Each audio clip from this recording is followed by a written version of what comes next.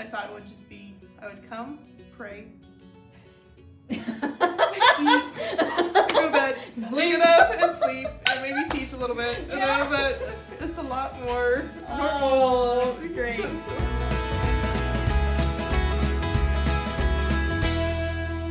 Hi, sister. Hi. Hi. So you're kind of famous at St. Francis. Yes. Because you are Mrs. Well, I guess now the kids are going to know you're Mrs. Monk's cousin. Yes. So yeah, this is cool. So Yes. Mrs. Monk. Mrs. Monk and Taylor Monk. Yeah. Some Oh, of you that's know right. her. Eh? So she's fun. All right, sister. So tell us a little bit about your story. Okay, I'm little bit. Sister Rosemarie. Okay. So I'm from a tiny town out in western Kansas called Hoxie. So, Yeah. and I also went to Fort Hays State University. So, but I kind of felt called before then. So my mom passed away when I was only 3 years old, and so it was kind of at odds at what to do because I was also it was in a car accident and both of us were in it, and also my sister and I survived, and she's younger than me, so she was in a car seat and pretty safe. Both my mom and I were thrown from the car, but so it was kind of at odds with it. About middle school age, which some of you are that age right now, I was like, what am I to do? God must have a plan for me. What is it? I don't know. I was like, I feel called to be a sister, but at that time I didn't know sisters like my community existed. Like I had this image of Sound of Music, like something like the hills are alive. like something 30 years ago. It's kind of like a fairy tale image. Like they don't really exist anymore. It's just the stuff in the movies. And so I went to Fort Hays. And I ended up going to Crossroads to retreat there. And so one of our sisters, Sister Jacinta,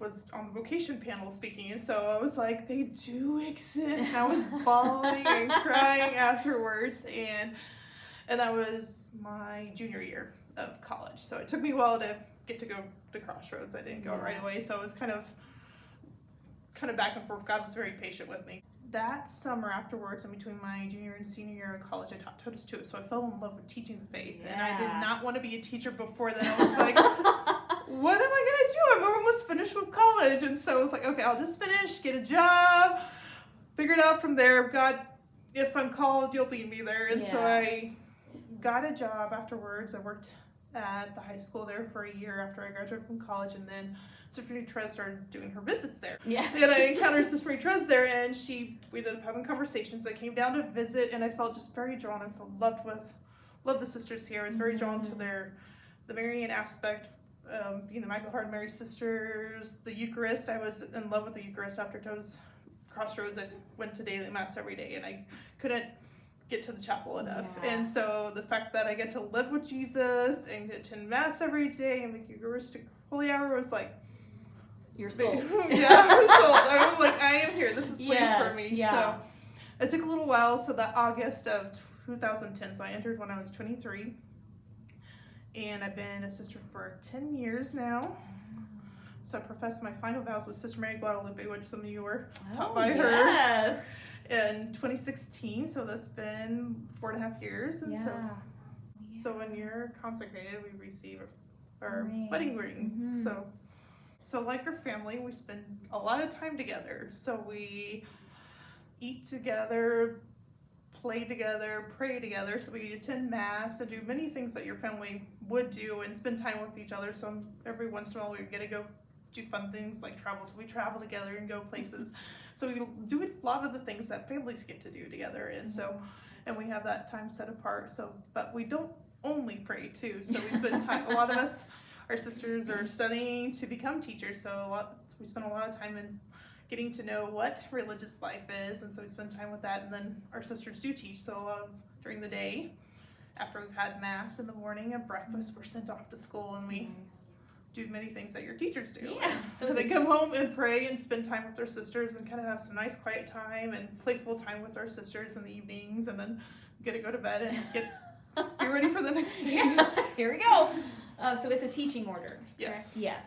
Okay, cool. Because there's different orders have different, I guess, I don't know if you call it jobs or apostolates. Yeah, okay. So like there's nursing and then working with the poor, like Mother Teresa's community, and they're all varieties of different kinds. Okay. We do have the Eucharist reserved in our chapel, so we do make a holy hour every day. So the Blessed Sacrament is not exposed every day, but we do expose it for social feast days and occasions when Okay. we are all together, but he is there available He is for there, us. yeah. He's there. Yeah, that's awesome. Yeah, your chapel is beautiful. Yeah, it's beautiful. What's something that surprised you about religious life, either before you entered the convent or when you entered? I guess before I entered, how normal it was. Like extremely like this imaginary, like we're all perfect, and it's already, even though it's wonderful here, but there is like the sporadic and kind of fun aspect, and kind of like it's flexible, it's ever changing and stuff, and Yeah. things are very different now than when I first entered, because we built a new convent here the last 5 years ago, and so it's very different when living downtown versus out here in the country. So it's all these different changes, and I kind of like the aspect of just following God's will and whatever happens. Some of our sisters like to run and play sports, so it's kind of up to you, but a lot of us go for walks. A lot of us like going for walks since we got a beautiful pond Yes, and yeah. out there. Yeah, so definitely I suggest all the students, if they have time, to come out. We have our May 13th and October 13th Rosary Yes. processions. You get to come out and actually see our grounds. You won't be able to come into the convent, but you'll be able to see everything outside, which is awesome. Yeah, So, Yeah. I'm so Okay. south of Coleridge on 167th. not very far from SFA. Yep. Not very far. Okay, so this is Immaculate Heart of Mary, Immaculate and Sorrowful Heart of Mary badge. And so it has a sword pierced through Mary's heart, stand for her sorrows. And then we have 3 little roses, so the virtues of Mary, of humility, obedience, and purity. Went like a little there, and then we got the fire here on Mary's heart on fire with love. So Do you have anything that you would say to a middle schooler or Oh. or even someone who's like never heard about religious life, never considered religious life, who's in 6th to 8th grade, right? Yeah. yes, yeah, definitely, it's a good thing to be open to it. I say pray about it, being open, learning about it. So I guess just kind of exploring, being willing to come visit or take advantage of events, like Sister said, and just getting to know what it is, even if you're not called. I think it's good to know, because somebody you may know might be called, and you'll be able to talk to them about it, know what's going on with them, and help them supportive of what they're called to their vocation. So Yeah.